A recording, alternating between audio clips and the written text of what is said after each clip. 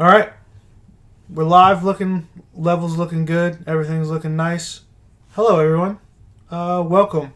Welcome back after a long hiatus of this podcast that we call In the Parking Lot. Currently, to my right, sir, care to reintroduce yourself? What up, guys? Everyone listening, this is Pepper here. Good to be back. I'm happy we're doing episode 2. Yeah, definitely. It's cool. We got a list of things to talk about now.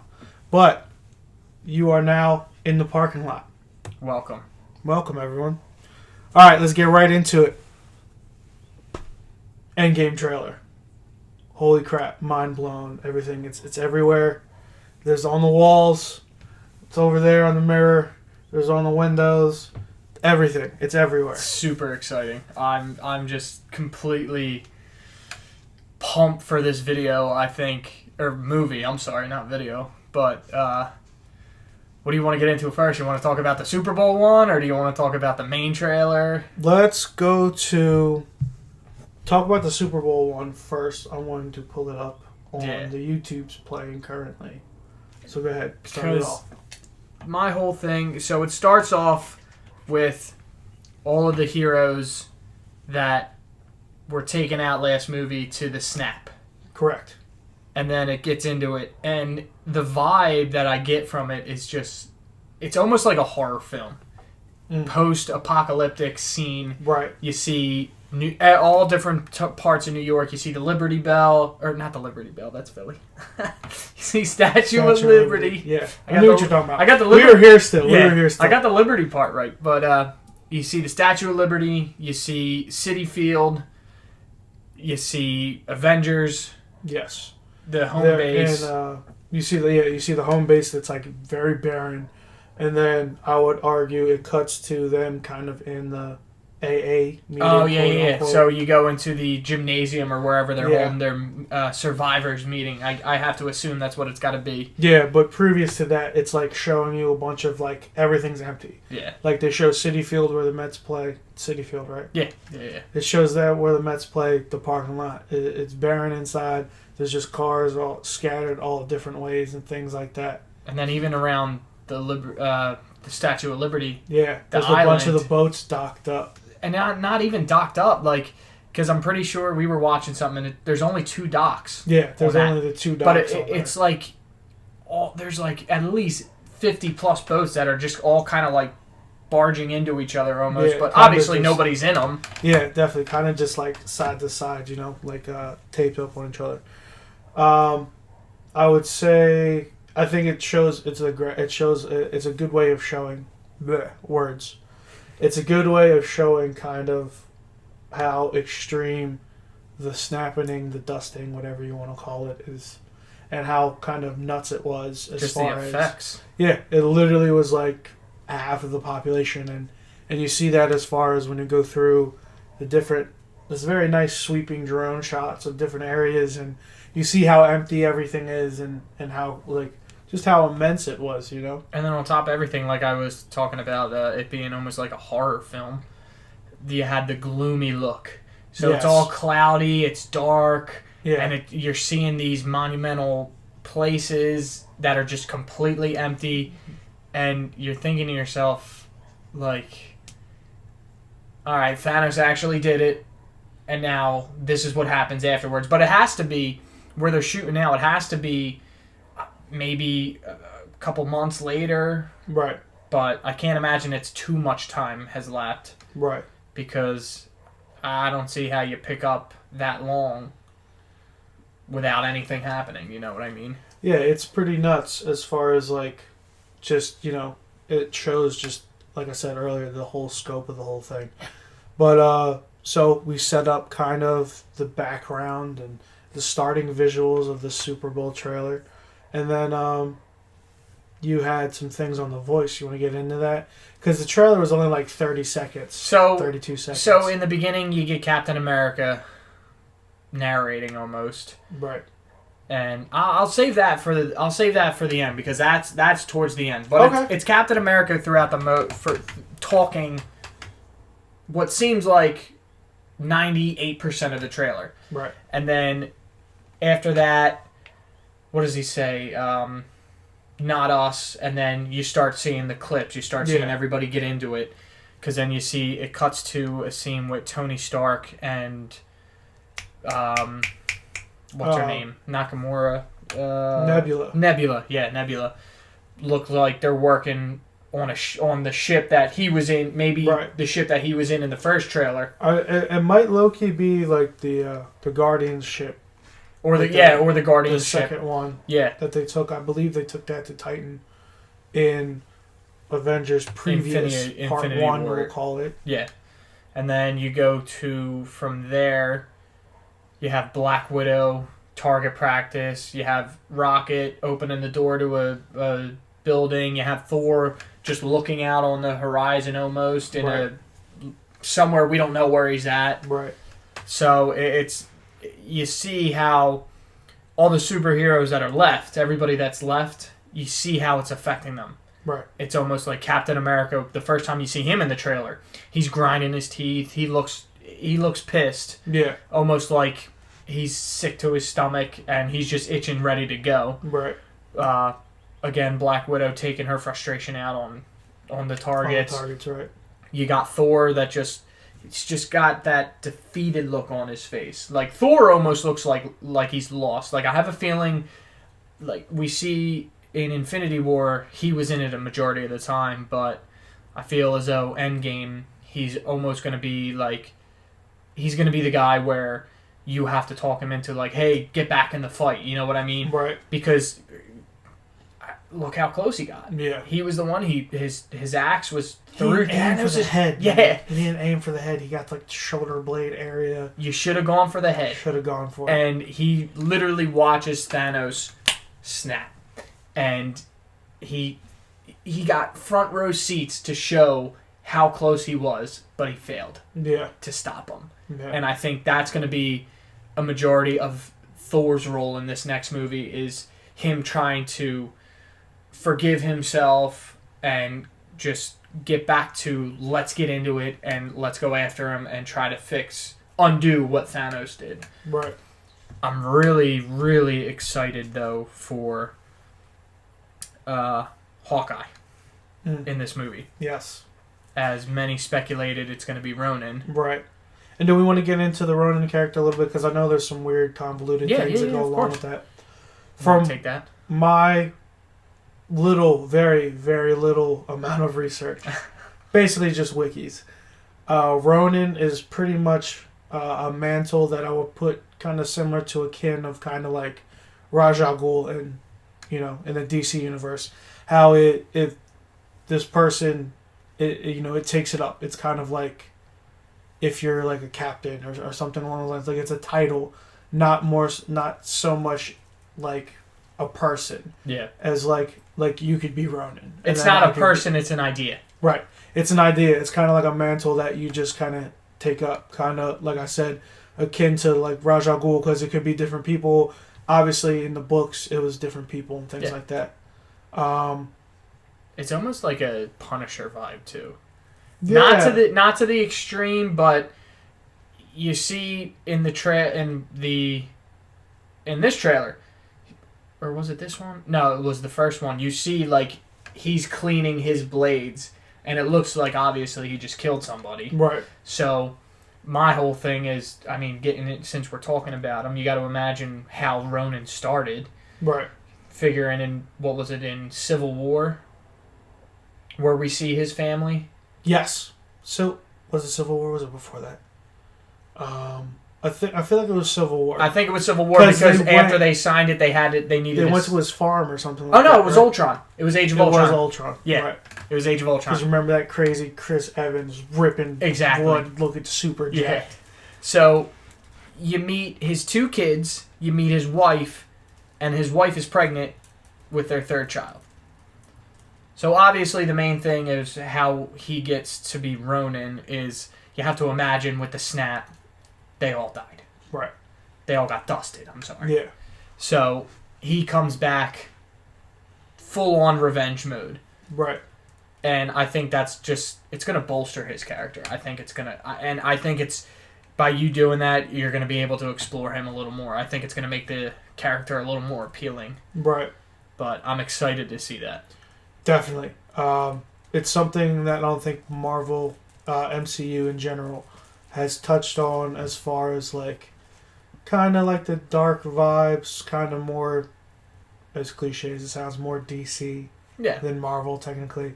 Because, they're in Disney World. They're having fun with the mouse, all this other stuff. And you got to imagine, this has to be probably one of their darkest movies that they're going to make. I think so. Because I think a lot of people are going to get murked. Yeah. A lot of people are going to die. I want to agree. I agree, but I want to disagree. Because I just don't want to see it happen. Right. Obviously you're going to have a couple deaths.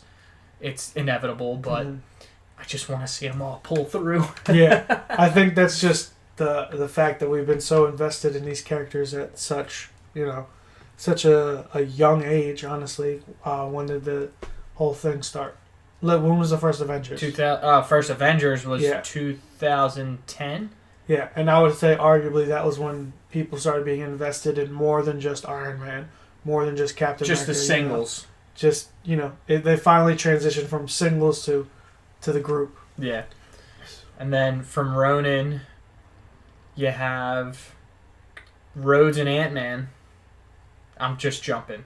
Totally jumping. You're good. I'm trying to think of like the trailer in my head, and it's honestly, it's a lot of jumping around anyway. Yeah.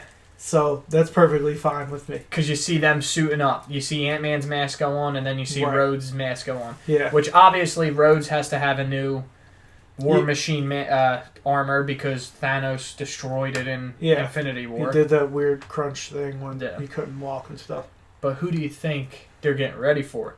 Do you think they're getting ready for just somebody they don't know is coming up to Avengers base, or you think they're getting ready for like an enemy? Because most of this movie, you got to imagine, like most of this movie is going to be them trying to figure out what to do. I don't think this one's going to have much fighting in it. You know what I mean? I think it's going to be more of a healthy balance than what Marvel usually is akin to. Yeah. But to go back to your initial question, I think the movie's supposed to be running for 3 hours, is kind of like the rumor. Which I'm excited for. Super cool. I'm with it too. But I think what's going to happen is, because you have such a wide time that you could do things in and develop arcs and different things for different characters, I think they're going to plan for Thanos in the beginning, and then maybe the ultimate baddie comes out towards the middle, to the end of the movie. So you think there's going to be another villain? Yeah, I think there's going to be a huge conflict between original Avengers and, well, most of the original Avengers, right? Because arguably, who's not original that's there? It's Rocket. All the originals, and then it's Rocket. And Nebula. And then Nebula. And Ant-Man. Okay, so we add a couple players to it. But I think ultimately it will be planning for Thanos. Thanos either comes back, or he's kind of like, I don't know what I've done. He has like a weird epiphany because, like what they did in the comics. Exactly. Spoiler alert. He killed his daughter. That's how he got the Soul Stone. Yes. You have to sacrifice a life in order to get the Soul Stone. Yeah. Sacrifice a loved one. Yeah. Not a life, a loved one. Yeah. Because I was going to say, Gamora said something along the lines of, oh, you don't have anything that you love anymore. And then Thanos starts crying, and Red Skull, for whatever reason. I loved it, though. It's super cool. I don't know the logic behind it. I just want to know what they were thinking. Well, so the Black Order in the comics, obviously, is kind of the same thing what they did in the movies. Like, those were Thanos' generals. Right. In the main storyline, in the comics, Red Skull was a big part. Red Skull was almost as big a villain as Thanos.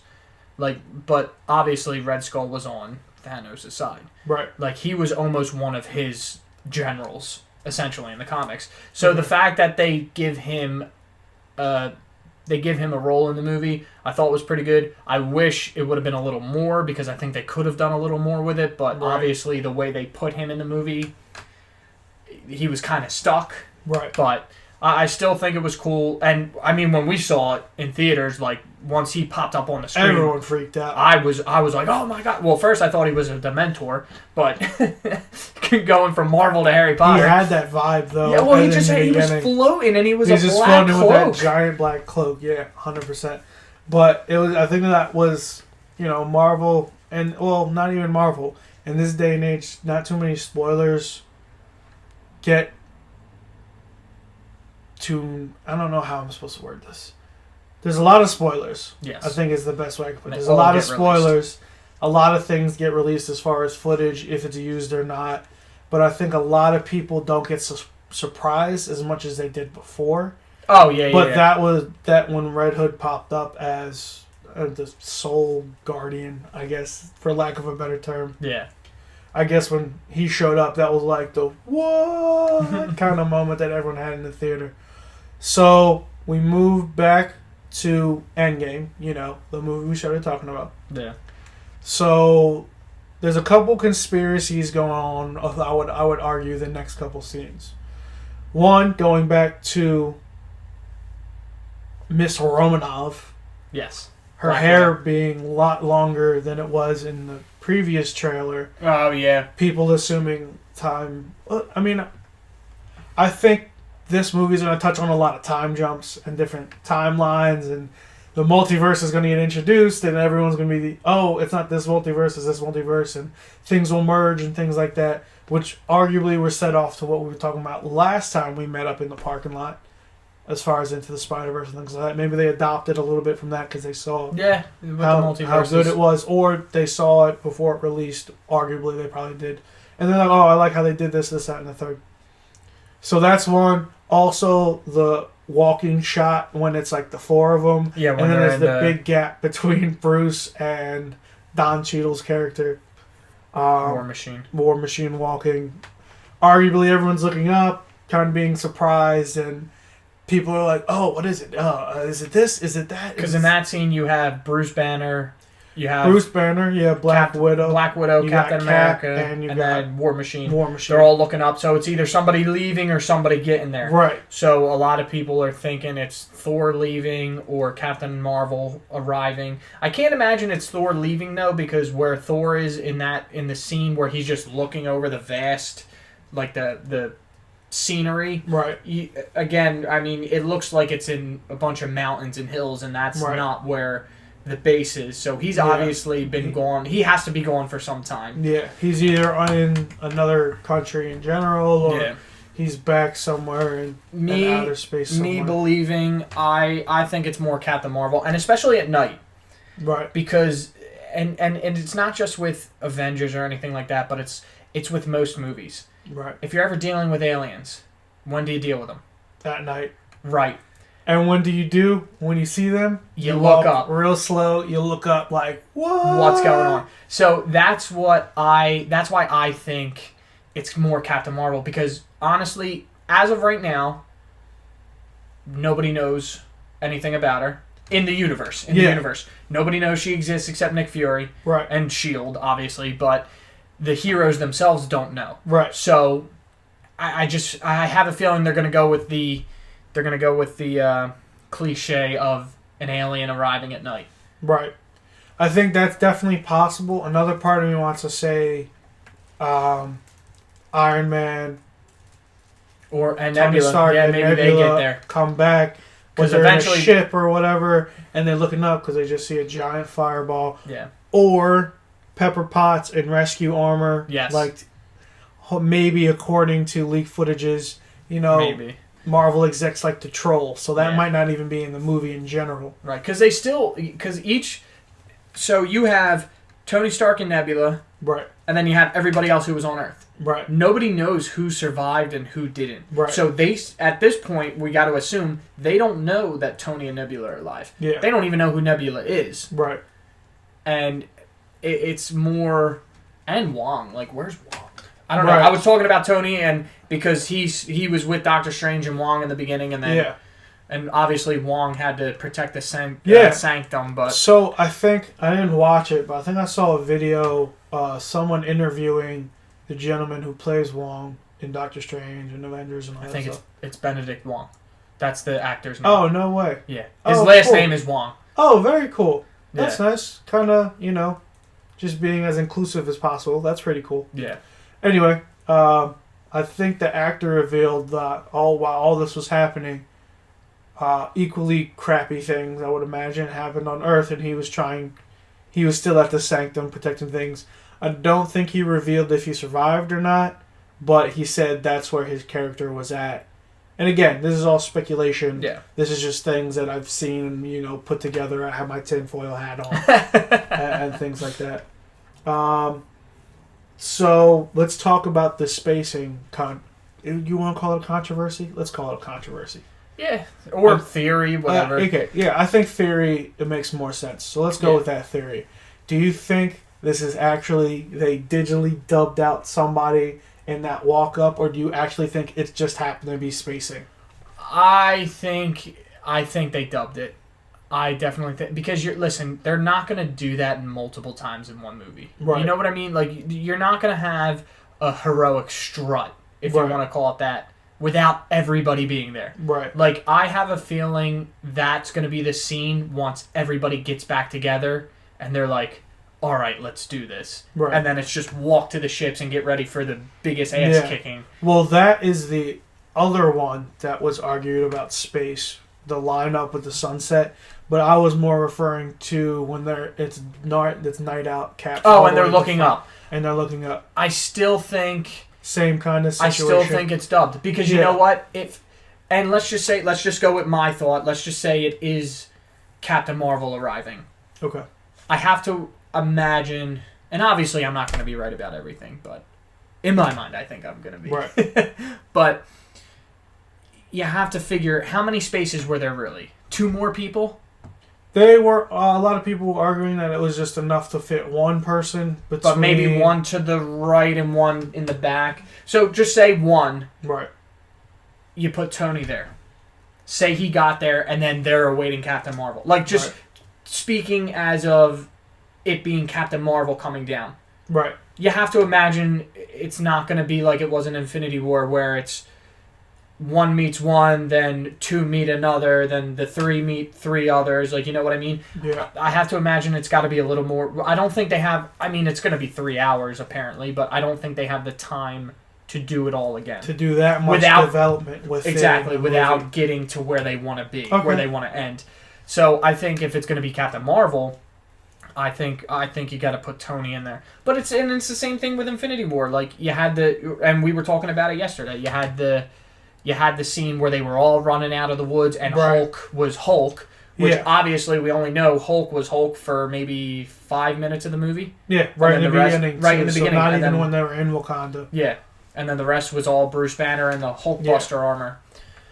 But I really think it's a lot of dubbed emptiness, and then once the movie kicks in, if those scenes are even used, once the scenes kick in, you're going to have more people there. You got to imagine the fact that it comes out in, a month? It comes out in April 27th. Okay, so it comes Captain Marvel first, and then we have Avengers. Avengers. Comes out in roughly 2 months? Yeah. You got to imagine they have a lot of probably excess footage just lying around. Oh, without a doubt. Because they did that with Infinity War, when they would use extra footage in trailers that wasn't even used in anything else. I'm going to watch Infinity War tonight, I know it.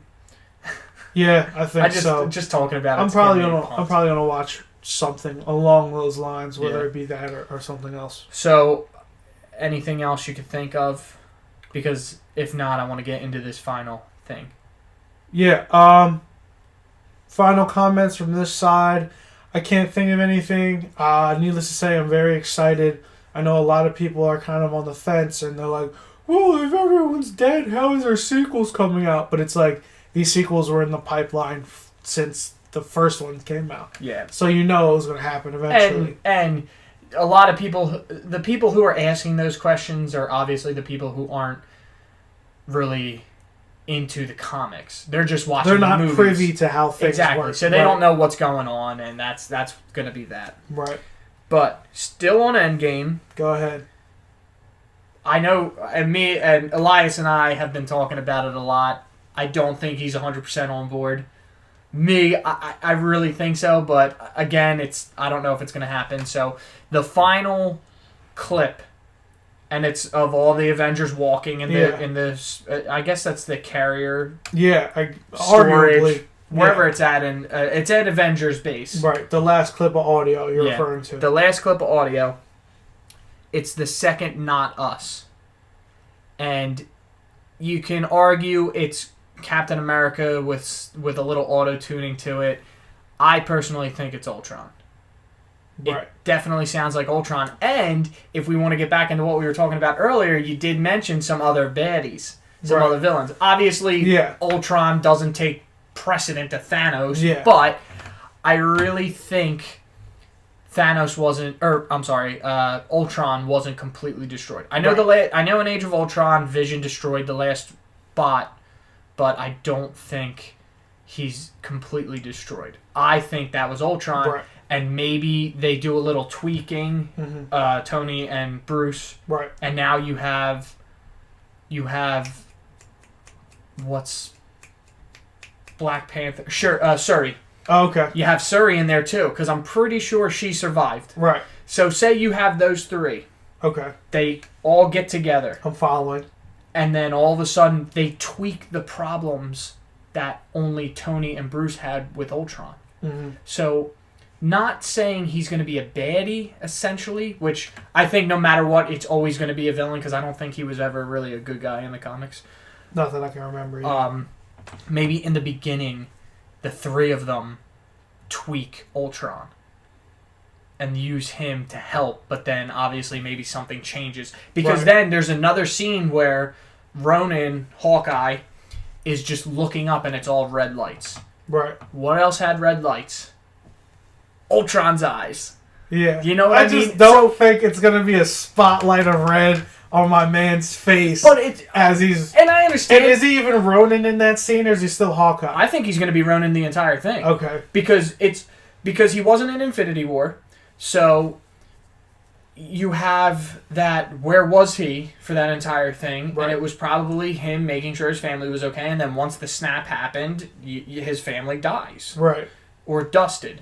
Okay. So ever since then, it's just a sinking feeling. He watched it all happen, and then he comes back as Ronin. And he probably is going around looking for answers until he finally meets up with them. But I just think in that scene, again, with the whole theme of the trailer, it's dark. He's in a dark place. Mm-hmm. It almost looks like either a crashed ship or a cave or wherever he's at. So it's dark. So obviously, his eyes are going to light up. It's going to be brighter than normal. Yeah. Okay. And again, I'm spitballing. I'm just taking shots. But the first time, even when I was watching the Super Bowl, and I saw the trailer and I heard it, the first time I heard it, I was like, that's somebody different. Ultron. And then I not Ultron at first, but it definitely sounded different. Okay. Others have said they think it's Tony Stark. That's where I was going to go. So I have a couple theories about that last clip of audio. I just think it's Ultron. I listened to it probably 2 to 3 times back to back to back. But it's weird. I don't know. It's probably my brain just playing tricks on me. But first time, it sounds like Tony when he's in his suit. How it's kind of echoey and kind of like digital displacement. Second time I listened to it, though, it kind of sounded like Thanos. So I don't know if maybe Thanos says that because now, going back to my first theory of there being another big bad, then now he's like, now they're not just in trouble, I'm in trouble as well. And you know what? I can see that. You know what I mean? Because they also, not to jump in the comics, he brought everything back because it was like, what have I done? Yeah. You know what I mean? So he reverses everything he did. But they're obviously not going to go that angle. I can't imagine they go that angle. I don't think they would, because then that just... It defeats the purpose. It defeats everything that they did in the previous movie. So maybe it is... Because there are talks that it's the Eternals that come in. Right. Or you have Galacticus, which I doubt because the properties still aren't...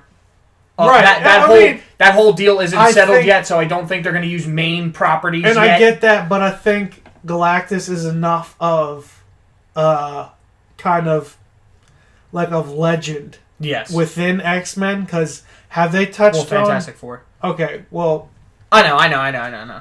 So when it comes to the Fox properties, when they did their movies, was there any talks of Galactus really in the movies at all? Galacticus was the main villain in the second one of the Fantastic Four with the Silver Surfer. Okay. Because it was the one with Jessica Alba. Right. Chris Evans is Human Torch. So he was the villain in the second movie of that one. Okay. But it wasn't the comic book Galactus, where he was this huge being. Yeah. He was just a space cloud that just destroyed planets. Okay. So that's another reason why that movie bombed, because they totally destroyed what he actually is. Right. And he was the one that was actually that had Silver Surfer do his bidding. Like, he would take over the planet first, Silver Surfer would scope it out, and then Galacticus would follow it. That was another theory, that Silver Surfer. But again, with it being in the Fantastic Four, I don't think they're going to bring major roles in yet. I mean, eventually they are, but the deal still isn't officially done. It's almost written in stone that it's going to happen, but it's not officially done to where, especially so soon. Yeah. You know what I mean? But either, like we were saying, either Galacticus, either the Eternals. Who's the Cosmos guy? I always forget his... Eternity. Yeah, I don't say isn't his name like something stupid. Yeah, like Eternity or something like that. You're probably... Infinite, something weird like that. If that's the angle they go at, then you're probably going to see Thanos, if it is Thanos' voice, Thanos say, not us, like he's going to join their side. Right. And so you thought Tony Stark or Thanos. There's also... I think some theories that it was Nick Fury. Ooh, I kind of like that. But again, I'm still sold on Ultron. Well, let's go. Let's try to write this movie. Let's go with the Nick Fury, and hopefully, we got a good amount of other things to talk about. But hopefully, which we're probably not going to get to. I mean, hopefully, this will wrap it up just a little bit. Yeah. Let's just focus on the Nick Fury thing. Both of us kind of don't believe that that's going to happen, but let's write that movie. Yeah. Let's say he is that specific audio. That is his voice. How and why is he sounding like that? And why is he saying that? 3, 2, 1, and go. I think maybe because you have to imagine a lot of this is going to be fought off of Earth. Right. I can't imagine most of... I imagine the meetups and everything are going to be on Earth, but then to get to Thanos... Because me, when I first saw... Infinity War, I thought Thanos was still in Wakanda. He was just on a hill looking at the sunset, because in Black Panther, Black Panther and Killmonger both were saying it's the most beautiful sunset in the world. Yeah. So he said, I want to do it and then watch the sunset. So that's why I thought it was Wakanda, but apparently he's on Titan. But that doesn't make sense if he's on Titan, because obviously in the movie when they were on Titan, it was all desolate. Right, but I think when the snap happened, it reversed it. Because even in the comics, he's in Titan too, right? Right. So I think that's the kind of angle they're going with. Okay, so where were we going with this? So what I was going to say is, let's go... Oh, I know. I'm sorry. I remember where I was going. So because most of it, I think, is going to be fought in space, maybe it's, like you were saying to Iron Man, how... The voice is a little like off. it sounded like it was in a suit kind of thing. Maybe Fury is in a spacesuit.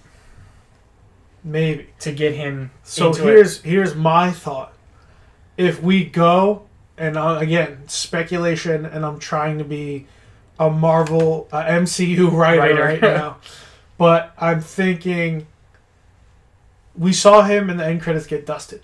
Yes. We saw him click the pager for Captain Marvel. Oh, yeah, that's right. He did get dusted. So what I'm thinking is that is a recording from either another universe or a previous timeline, which would explain the kind of digital cracking, because he is currently with Captain Marvel. And Captain Marvel is set in the 90s. Ah. So it's like a transmission... That's like, okay, ultimate plan. Because if Captain Marvel... I could see that. So if we go with Captain Marvel being able to have some type of time control and general manipulation whether it be she could just jump to different timelines or jump back in time or jump forward in time. I would assume how Nick Fury is, he wouldn't let that person go just by themselves. Oh, right. He would be with them and stuff like that. It's the whole SHIELD. It's the whole overlap. operation. Yeah. So that's, if I'm writing it and that's who it is, again, speculation. We will find out in April. Yes. All right, next thing on the agenda, boys and girls, ladies and gentlemen, is Spider-Man Far From Home. Exactly. First off, let me say it looks super cool. I know, I am excited for that one. I'm very excited. Jake Gyllenhaal looks pretty good, I would assume. I think they did, honestly. I think they did a decent job with him being Mysterio. I thought they did great, especially when they put the fishbowl on him. Yes. Because you have to think, like, and one of the biggest problems with the Marvel movies is you have to get it relatable. And if it's not relatable, it's tough. So when I first saw Jake Gyllenhaal without the fishbowl, I'm like, oh, they're gonna ruin another Spider-Man villain. But then when you see him fighting, he's got the fishbowl, and it's like, yes. Yeah. So also, for all intents and purposes, that is a beautiful man. So they need to make sure they give him some face time. Oh yeah, I feel like that was in the contract. Yeah. So I think, and kind of jumping back to the Endgame, because Nick Fury was dusted, I don't think he's going to be in that movie as much. Right. I think he's going to be in Spider-Man Far From Home more than he's going to be in Endgame. Right. And now this has to deal with both things. I heard a theory that Spider-Man Far From Home happens previous to Infinity War. Like, in the in-between time between Civil War and Infinity War. Guess what? You know what? I agree, because that could almost explain why in the beginning of Infinity War they were on a bus. So they're in London. So it seems like Far From Home is going to be in London, or at least in Europe, in general, in different parts of Europe. So you're probably, if that is the case, if Far From Home happened before Infinity War, it's kind of like it's post Civil War, pre Infinity War, and like that little weird time in between.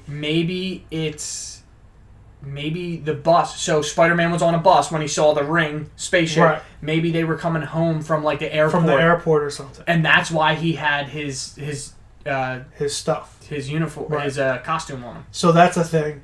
Also, what I heard is that it's a completely different timeline in general. Oh. That was another thing I heard that a couple people said as far as YouTube theories. And which I guess it has to be theories and things like that. I guess you have to consider it with the movies after Endgame, because no matter what, the movie has to touch on interdimensional travel or time travel. So the space-time continuum is probably going to get messed up. Right. And you're going to have different results because of it. But that's a good thought. I didn't even think of that, honestly. Okay, so let's get back on track a little bit here. Spider-Man Far From Home, I apologize. So, what is it? It opens up with him and Aunt May. And Aunt May, is previous accepting that giant check that Sonny brought. Yeah, it looked like it was a fundraiser or something like that. Some type of kind of like. And Aunt May knows that Peter is Spider-Man. She saw him getting out of the costume, so now she's on board with it. And then it looks like there's going to be a little romance between Happy and Aunt May. I said Sonny. It is Happy. I said Sonny for some reason. I guess in my mind I thought they were the same thing. But anyway, let's continue. There's a weird awkwardness as far as Happy's like, oh, is that a new dress? And Aunt May's like, oh my god, how did you know? And Peter's sitting there like playing ping pong with his fucking head, going back and forth like, what is going on? Yeah. And then he's like, you got something to tell me? Yeah. And then he had this one liner that I thought was really good, but I can't remember exactly what he said. What just happened? Yes. I don't know why I can't think of that. But it was what he did say. What just happened? Yeah. So then, fast forward a little bit. It cuts. it goes into Peter saying, summer vacation, our class is taking a trip to Europe, this, that, and the third. He's getting ready, there's a packing montage, this, that, and the third. Did you take notice of what he was putting his stuff into in the packing montage? Yeah, it was his uncle's suitcase, right? BFP. Yeah. So Ben Parker. Right.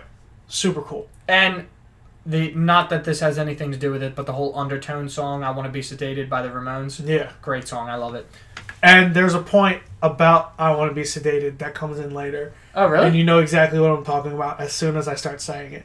But I will keep that little nugget in my pocket. We'll put that in your back pocket because I have no idea what you're talking about. I'm excited for that. It's just a cool little like visual / film thing that they did. Okay, but so he gets ready. He has his things packed. Aunt May is like, "You gonna bring your suit?" And he's like, "Nah, I'm good. I just want to have summer vacation with my friends." So then it cuts to them being in Europe. Because then he said, Europe doesn't need a friendly neighborhood Spider-Man. Right. So then it cuts to them in Europe. Big mistake. The international trailer, and you don't know about this? No, I didn't say it. The international trailer shows him getting stopped in TSA, and the Spider-Man suit is in the luggage. So the ongoing theory with that is Ant-Man was like, just in case, tucks it into his luggage, and when he gets stopped, he sees that it's there, and then he knows. No way. Yeah, that was the international trailer. And maybe I'm making this up. I don't think we have that much of a fan base for people to fact check me, but I'm going to fact check myself later, and maybe next week or whenever we do the next one, I'll kind of throw that in the beginning or whatever that. Right. Oh, I was right or oh, I was wrong. But I'm like 99.9% sure that in the international trailer, he gets stopped in TSA. It's a cool bit. He gets stopped in TSA. This foreign lady pops his luggage open, doesn't, I guess, recognize the Spider-Man suit, but Peter obviously does. And then, it's in there. And that's how, he throws it. Oh, wow. I didn't even notice that. So, fast forward, they're walking around, this, that, and the third. He has a cool little thing with Zendaya's character, Mary Jane. Or is it Mary Jane? It's not Mary Jane. It's MJ. MJ, but I think her name is Michelle? Hold on. I can probably look this up, right? IMDb. Holler at us. Yeah. It's definitely not Mary Jane. It's MJ, but not Mary Jane. It's something else. Right. I almost just said maybe it's Mary, but I totally just said it wasn't. Let's see. Homecoming. Let's see. Let's go to this. Because it seems like this movie's going to start Michelle. All right, so yeah, it was Michelle. I was right. Michelle. So it seems like this movie's also going to it's going to dive into a little more. They're going to start playing that romance card. Yeah, as far as, and obviously you watched the first Spider-Man movie, he refers to her as MJ and things like that. There's this funny part when he says, "Oh man, you look really pretty." And she's like, "What does that give me value?" Yeah. And he's like, "Oh God, no," because obviously she's like, that's sarcastic. She's sarcastic, super civil rights, super kind of women are powerful and all that stuff, which is very true. I don't want to go against any of that.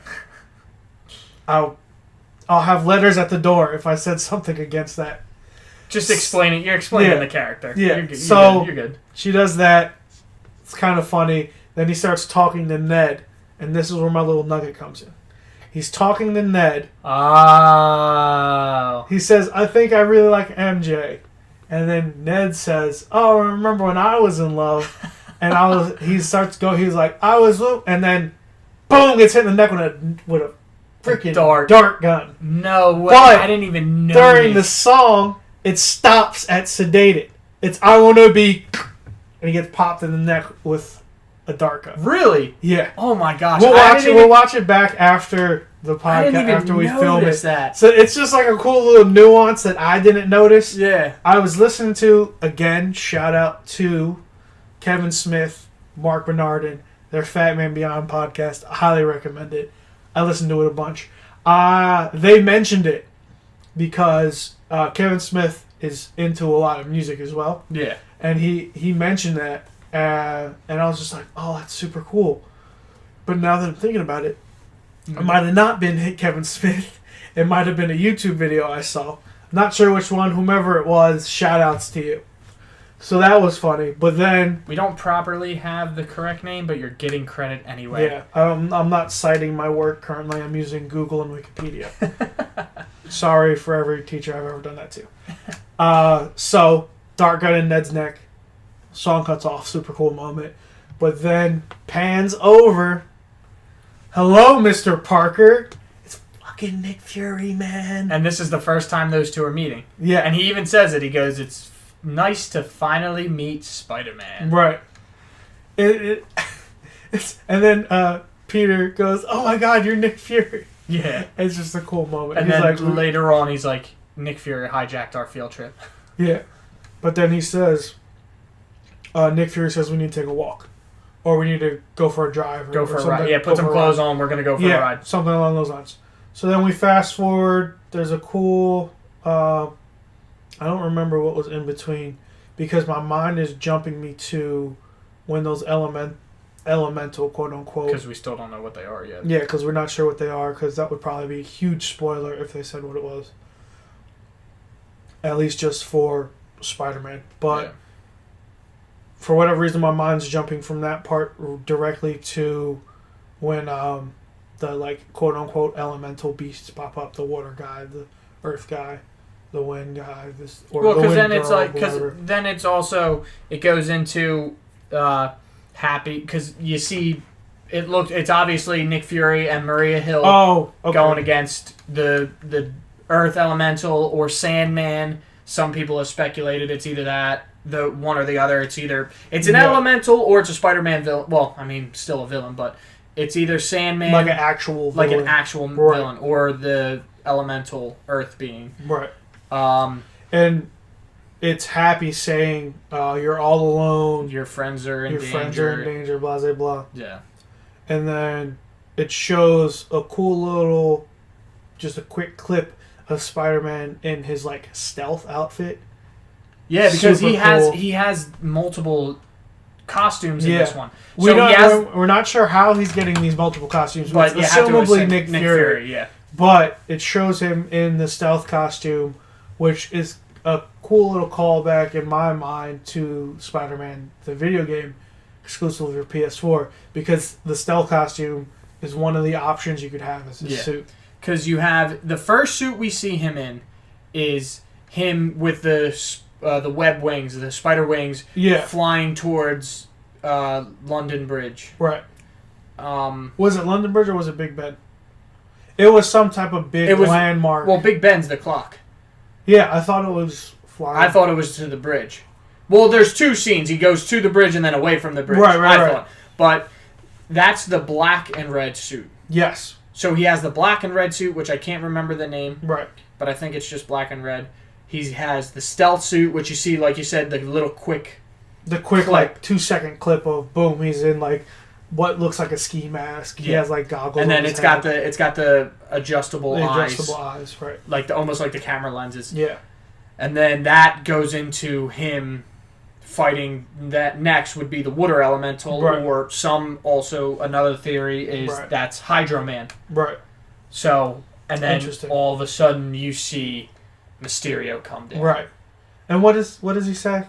You don't want to... That bastard Jake Gyllenhaal. You don't... That beautiful bastard Jake Gyllenhaal. What does he say? Like, you don't want to mess with it. You don't want any part of this. You don't want any part of this or whatever. So, I think what they're doing with Mysterio is because obviously Mysterio is technological savvy and all of that. They're going to go like... I think we know where you're going with this. They're going like the magician. He creates his own things. Yeah, So the elementals are real. Right. Because you see the fire, earth, and water. Yeah. And then arguably wind's there too. Yeah. Because like the shit going on. But then you see Mysterio going after the water elemental or Hydro Man, whoever it is. Right. We'll just call them elementals. We have to assume because we're not exactly sure. So he's fighting the water elemental. So I have a feeling what they're doing is they're going to make him look like the good guy in the beginning, like he's fighting the elementals and everything to get on everybody's good side. Then he's turning everybody against Spider-Man. And then he's going to show... Because I have to assume, like, how the angle they're going to go at it is he has control over the elementals. Okay. That's why he'll be able in the movie. He's going to be able to battle them so well. Like, you know what I mean? He's gonna come out on top every time if he fights an elemental, because he has the technology to manipulate what it looks like. Yeah. So once he starts getting his green lasers attacking it, you're going to see him go away almost instantly, and you're almost going to see him unscathed. You might see him get hit. I have a feeling you might see him get hit once or twice just to make it look good. But then, with the magician aspect, he's very a lot of grandiose, a lot of crazy finesse things. Yeah, you got to make it look good. If you think about any street magician, it's a lot of what's the word I'm looking for? Short of hand. Yeah. Is it short of hand? Sleight of hand. Sleight of hand. Yes, that's the word. And then I think, and I'm gonna quote Monsters Inc. or Monsters University.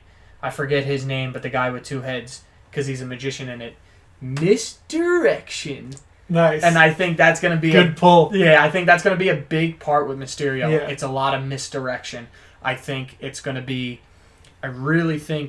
to be him buffaloing everybody into believing that he's going to be a superhero, which in turn, maybe he is in the beginning, and then Spider-Man gets in the way, and maybe he's like, oh, well, he just stole my thunder, so boom, I'm going to be a villain now. But I highly doubt that's going to be that quick of a turn. But again, it's movie logic. Yes. So that might very well be the case. It could be, but my thing is, I just have a feeling he's going to be a villain trying to make himself look good, and then show everybody his true colors towards the end of the movie. But I'm really happy they're finally bringing Mysterio into it, because next to Venom, he's one of Spider-Man's biggest arch nemesis, biggest villains. Right. And they haven't touched on it before. This is the first time he's going to be in a movie, and I'm really excited for it, because honestly, you go back to the Tobey Maguire Spider-Mans, you go back to the Andrew Garfield Spider-Mans, which I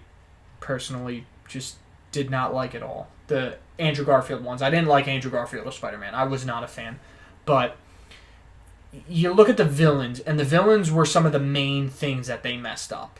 Not all of them, but some of them. A good amount. Like Andrew Garfield, right. Jamie Foxx's Electro, I thought was fantastic. Right. I thought he did an excellent job. Jamie Foxx is a great actor, so even if he gets crap given to him, he's going to make it look real good. And I like how it was almost like a sadistic, psychotic aspect of the villain, because throughout the movie he starts talking, and then all of a sudden in the background you hear the same voices like talking to himself. He's arguing with himself, and you know that's what's going on in his head. Right. So I thought they did really good with that.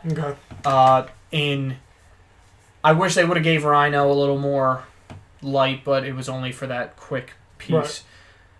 In my opinion, I thought Tobey Maguire's Green Goblin, played by William Dafoe, I thought was great. Mm-hmm. Obviously, there were some things that were hit or miss, but again, it's not going to be 100% perfect. So far with these movies, I think the Tom Holland Spider-Mans, I think the villains have been not on point, but I think they've been the better aspect of the movies. And I thought Michael Keaton's Vulture, I thought he did great. Obviously, it wasn't... Yeah, that was a really good one. Yeah, obviously it wasn't like the comics where he has the wings. They were mechanical, but then that's where the relatability has to come into play. It's very impractical if it shows a guy with wings. Also, when that was shot, they didn't have anything going with Fox yet, if I'm not mistaken. Yes. So then that could be misconstrued as, oh, this is a mutant. Oh, we don't own mutants. Big lawsuit. Yeah, I agree. So I definitely think they have... I think Mysterio will make or break the movie. Okay. And I'm taking a big swing. Mm. I really think if Mysterio, the character himself, is bad, the movie's going to do bad. Hot take. But I think that's definitely my bold prediction. Right. That's my bold prediction. I think if Muy caliente. Yeah. I think if Mysterio, the character, is poorly developed or poorly represented in the movie, I think the movie is going to bomb. Not bomb, but I don't think it's going to do well. But I think if Mysterio is what fans have been waiting for and what the comics say he is and everything, I think the movie's going to do very well. Things like that, and again, I don't mean to be talking over you. No, that's okay. But again, like I've mentioned in the previous episode, this is real conversation. Like, we get loud over each other, but we still hear what each other is saying. And especially now, because I got these headphones on, and I'm hearing like everything go on. There was dogs barking earlier in the background. I apologize if you guys pick up on that as you're listening to the podcast. But to get back to what I was saying on my initial train of thought, I think as far as Spider-Man is concerned as IP, when movies are concerned, I think fans of it have just been missing a villain. And they got a taste of that in the first Spider-Man and Spider-Man Homecoming. Yeah. As far as when Marvel was able to hold on to half the reins and, was it Sony, right? Yeah, Sony. Yeah, Sony had Spider-Man, Fox had the rest. Right.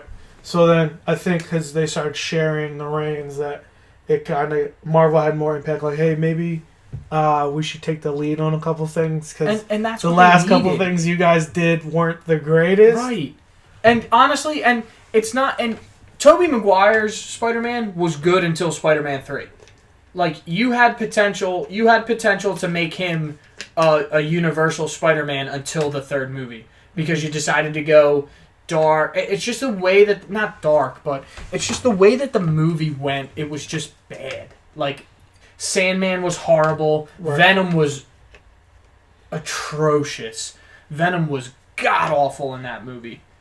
And it's just, the way they handled that movie as a whole was just terrible. Like, the second one, Doc Ock, another villain that I thought did great. I thought Doc Ock in the second Tobey Maguire was awesome. Okay. I think they did a really good job with that one. I could probably agree with that.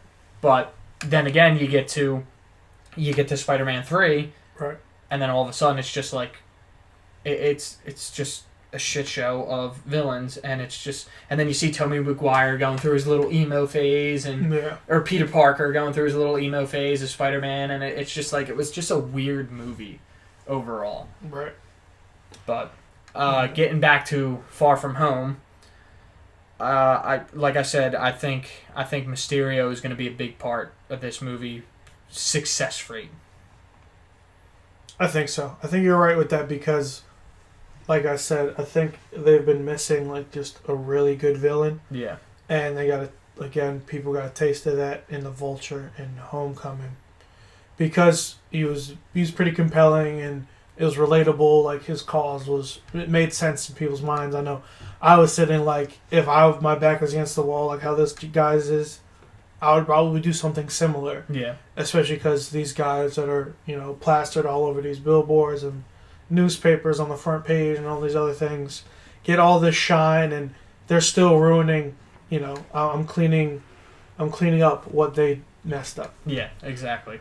But, so to keep it on track with as far as movies and comic book movies and things like that are concerned, I just thought of this as we were talking, not sure why, but Superman, Ben Affleck, shall no longer be Superman. Batman. I said Superman. Batman. He'll no longer be Batman. He stepped down. Are we jumping from Marvel to DC? Yeah, I know. Holy crap. Wow. It's crazy intense. Shout out to Brandon, because he would probably appreciate that. More of a DC guy. Another one of our friends. Hopefully you guys will meet in the parking lot.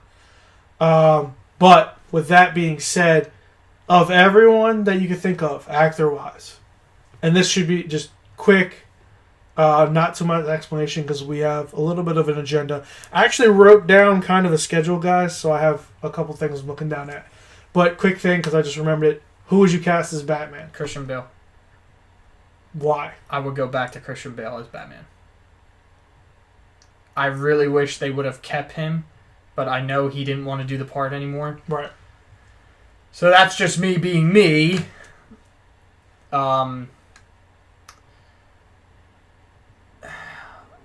As of who I would want it to be. Alright, so I'll just explain why I want Christian Bale. I thought the Dark Knight trilogy was the best that DC has put out. Right. And I'm pretty sure most people can agree with me on that. DC has struggled with the live action films and just putting everything together. The thing with the Dark Knight trilogy, everything was developed. Everything was storyline. The problem with what they're doing now is they're trying to catch up to Marvel, and they're just taking shortcuts, and it shows. Right. That's the problem. You see it happening. Right. I really don't think the dark aspect has anything to do... Well, it has a little bit, but me personally, I think the dark aspect isn't why they're failing.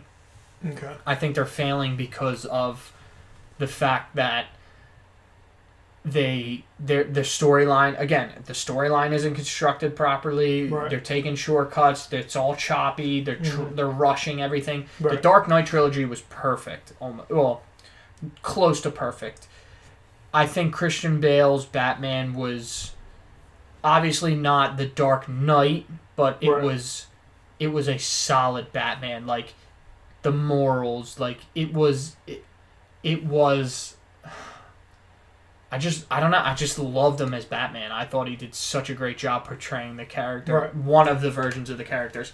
If I want to look at the Dark Knight aspect, like what they're doing with Justice League, the actor I would have portray him would be, I don't know his name, but the guy from Walking Dead, the one with the barbed wire baseball bat.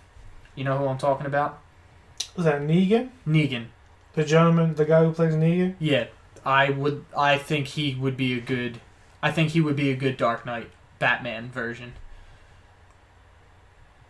I think that's a strong pick. I'm just currently trying to find out that actor's name who played this guy. The Walking Dead. Let's see. Again, IMDb, shout out. Let's see. And the reason, and while he's looking that up, the reason why I think he would do well is because he's a gritty actor. And if you've seen, found his name, Jeffrey Dean Morgan. Jeffrey Dean Morgan, yes. Yes. And if you've seen most of the words, now my turn to stutter. Oh, he was in Watchmen. Yeah, he was one of the characters, and he was actually, so he was one of the darker. He was almost a villain in that movie. Mm-hmm.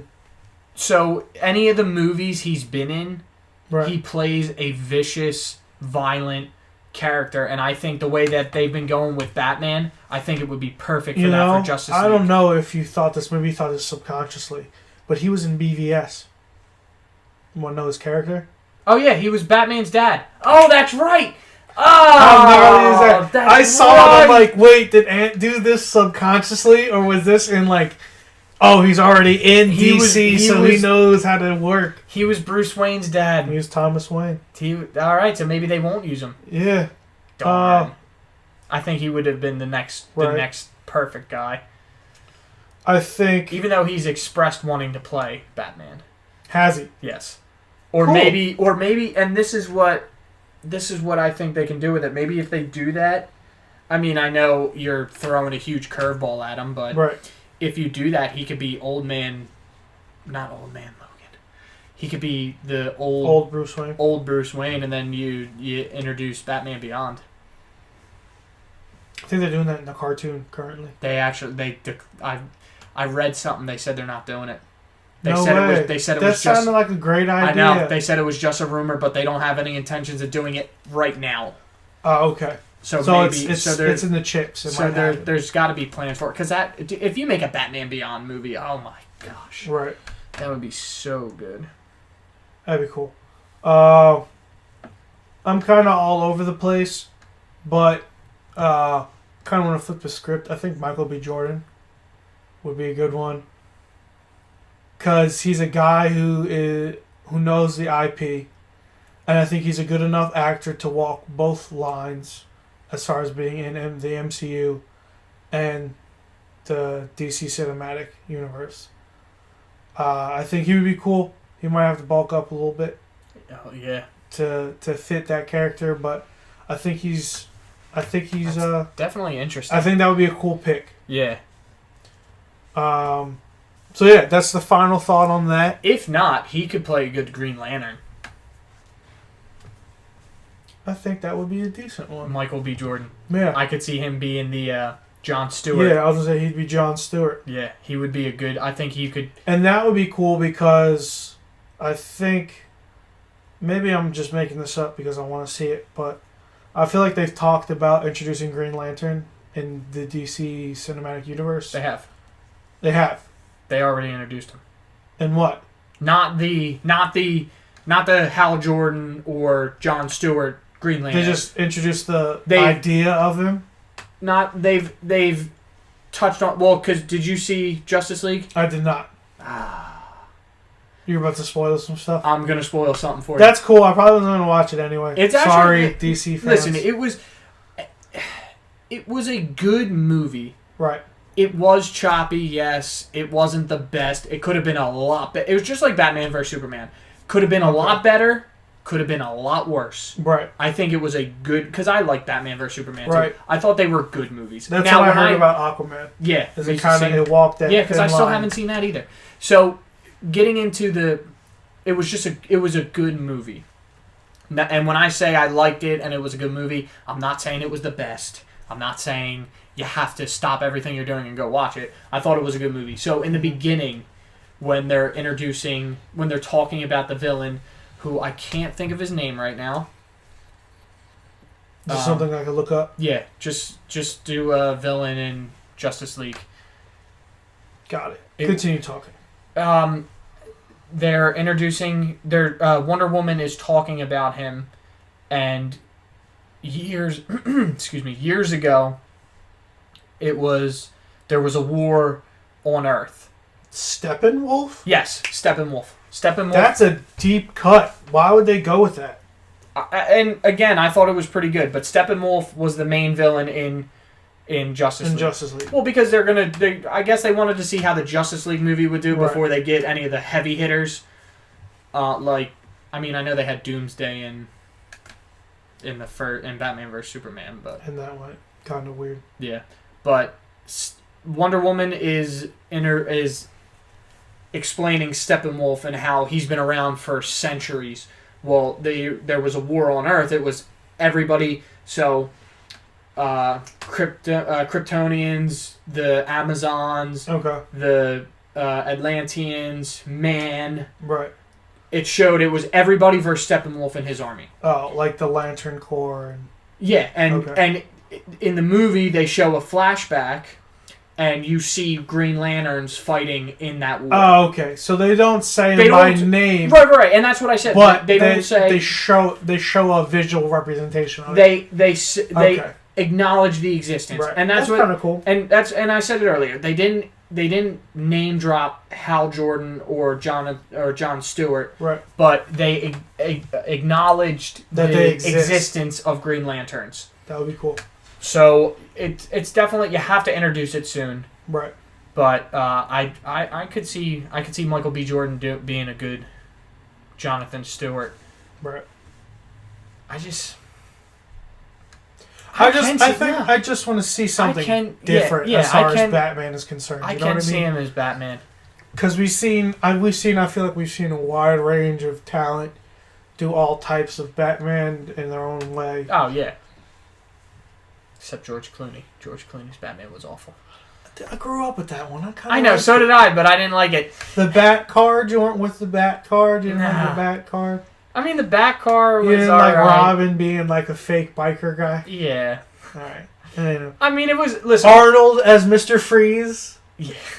Come on, man. Growing up with it, I loved the movie. Once I started appreciating comic book movies more, I went back and watched it, and I was like, oh my gosh, this is trash. It's just like, and you know what? The same thing with the Incredible Hulk.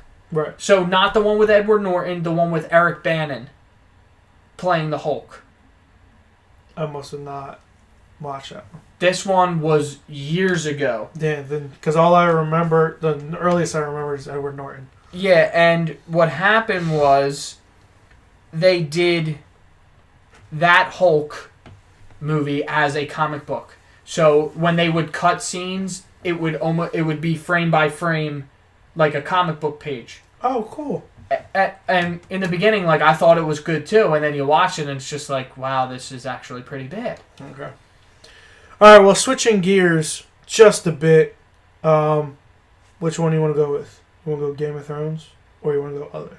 Well, I don't. We could go with whatever. All right, we're at an hour and 9 minutes. Yeah, looks like we're kind of far in. All right, we're running a little long, so let's touch on Game of Thrones. Let's not go too much into theory. I'm excited. I'm sure you're excited. I know I binged 2003 for the Hulk movie. Sorry, oh, okay. I was just looking it up. Yeah, that's the one I was talking about. I definitely didn't watch that. I would watch it, just watch it and see. Right, grain of salt. Yeah, right. Again, it wasn't great, but it wasn't good either. Right. It was okay. It was okay. I'll give it okay. All right. So switching gears back to Game of Thrones. Game of Thrones. I'm excited. Glad it's coming back finally. April is gonna be a pretty busy month. It's gonna be very busy. Game of Thrones is April 14th.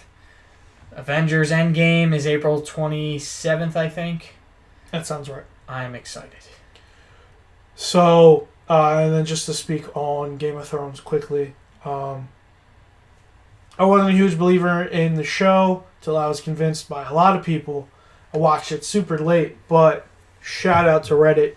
I found a streaming service that we were able to watch from top to bottom. Oh, yeah?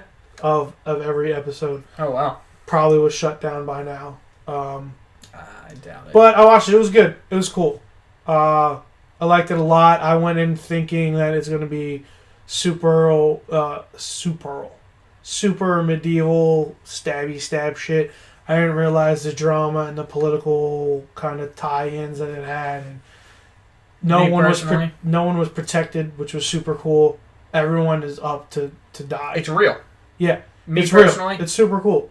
I think it's the greatest show I've ever watched. Wow. I put that as my number one show. Hot take. Yes. I think it's a good one. I think Game of Thrones is my number one show. Number one show, Number one. Out of everything you've ever watched, before. Out of everything number I've ever watched. One? Number one. I'd say top 5, but number one, I don't know. See, I'm into this, though. I'm like... I get that, but then The Office. I'm not a huge fan of that. Right. But I know you're an extremely big fan of that show. Right. I was a Parks and Rec guy, personally. I like Parks and Rec. I thought Parks and Rec was almost as good as The Office. Yeah. If not just as good. But I like... See, I've watched The Office, like... I've probably watched the entire show, like 10, 15 times. But it's just... Car went by. Yeah, I know. I think Game of Thrones as a whole is just my number one show. I loved it. Okay, we'll leave it at that, because if we debate too much longer, I know we'll go into a bit of a tangent. So, I'm going to touch on a couple quick things. I got a Switch. Smash Ultimate, super fun. Recommend getting it if you have a Switch. I got Let's Go Pikachu. Haven't played it as much. Still super fun. Basically red and yellow for adults. Oh, man. Recently bought Breath of the Wild. Playing that. I just played that currently for a couple hours. See, I don't know that. I don't know what Breath of the Wild is. It's Zelda. Oh. Yeah. Oh, I didn't know it's called Zelda Breath of the Wild. I wish I had the box next to me. I'd show it to you.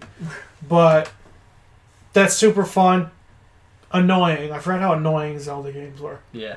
And then we'll move on from that to Pep's Poke Corner. Like how I did that transition. Yeah. It's a new segment I just came up with. Are we having segments? We have like podcast? Little. Sometimes we'll do segments. I think this deserves it though. So Pep's Poke Corner. Yeah, because this gentleman to my right, love him to death.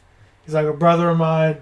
He got me to buying Pokemon cards again. Yes. So I am a Pokemon fanatic, not the number one fan, because I know there are some people that just know 10 times more than I know. But again, and I know I touched on this last episode, when I grew up, I never figured out the game. I never figured out the card game. Right. Could never play it. Right. So what I did was I collected the cards. And yes. My dad is a big coin collector. My uncle is a big he collects, but I can't remember. Like, he's just more figurines, collectibles. Oh, so cool. I learned. I get along with your uncle. Yeah. Oh yeah. Oh yeah. I love figurines. He's a huge Superman fan. Oh no shit. He's got a lot of Superman That's collectibles cool. and stuff like that. So I want to buy more statues, but I can't fit them in my room anymore. So I learned how to collect when I was young. Right. So I found all my stuff, and I have a lot of shadowless holographic first edition cards. I have a lot of cards that are worth a lot of money, and I never knew it until now. But I do, again, I know I touched on this last episode. I have a YouTube channel, Pepper31, where I do card openings and things like that. Right. I have 29 subscribers. I am on a roll. Numbers. Doing numbers. Yeah.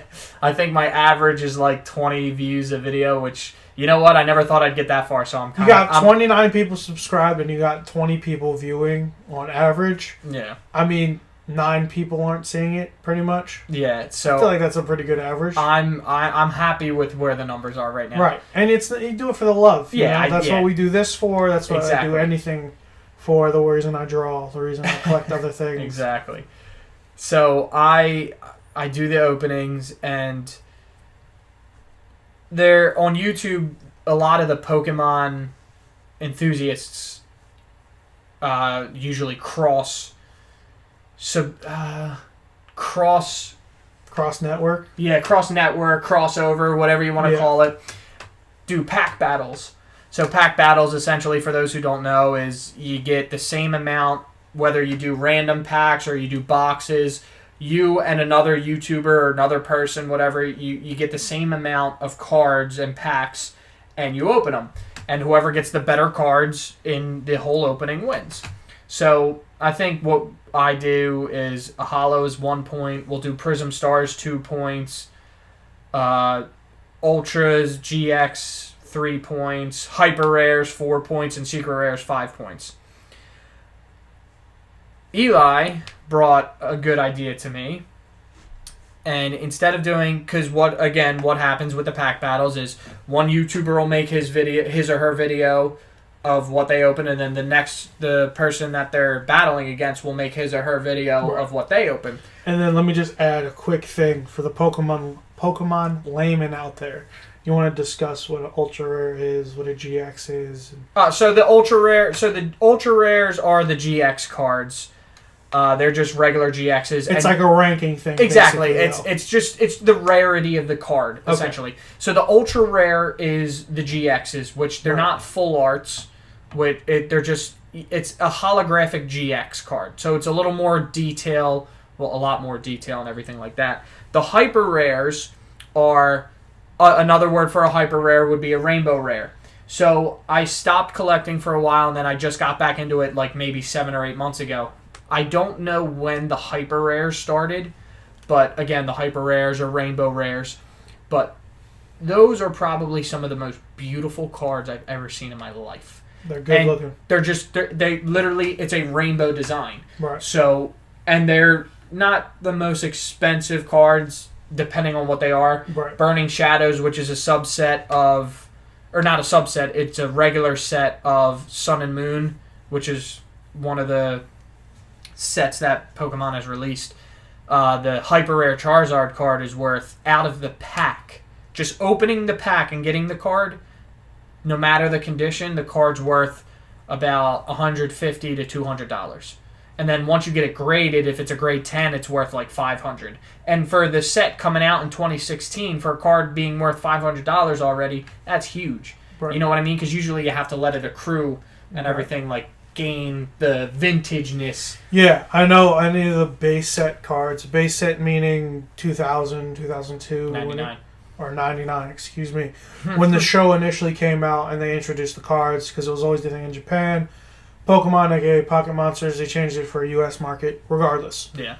I know stuff that I had from back then that I still have might be like $0.25 to $1, but when I got them initially, they might have been worth like 5 cents. Yeah. 10 cents. And I'll put it to you this way. So, for some reason, I don't know why, in the base set, Pidgeotto, who is, if again, people who know Pokemon, the Pidgey line, the Pidgey evolution line is Pidgey, Pidgeotto, Pidgeot. So Pidgeotto is the second one out of the evolution. Right. For some reason in the base set, it was a rare. Now, in the base set, it only went up to a rare. There were no secret rares, none of that. It was just common, uncommon, rare. Right. Pidgeotto is a rare in the base set. Mm-hmm. A shadowless first edition Pidgeotto. Because you can only get it in the regular... There's no holographic of that card. Because Pidgeot was... Oh, that's why. Because Pidgeot was in the jungle set. He wasn't in the base set. That's why. Now that I'm thinking about it. So, okay. So Pidgeotto is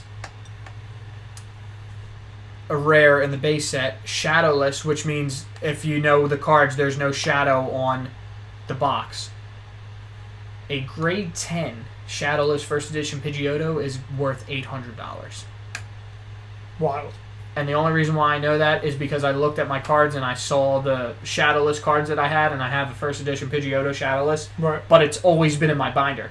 Since I was a kid, I found my binder. It's still in that same page. Right. I haven't... Well, I took it out to put it in my hard plastic covers. Because the only problem with the pages, with the just the clear pages that I didn't like, is eventually the cards curl.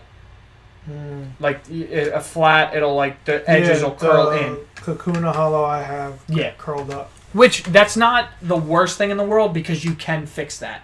All you got to do is just put it in the plastic sleeve, the hard plastic, and then just put something heavy on it, and then that's it. Yeah, it's similar. You know what I mean? It's kind of similar tricks with comic books and stuff like that. Yeah, exactly. If corners are bent and things like that. So getting back to the pack battle, Elias brought the idea to me about having a team-up video. So instead of having two separate videos, we do one video with both people in it. So obviously, on my channel, first ever one, Eli was my first pack battle team-up one. And the new set that came out is called Team-Up, no pun intended.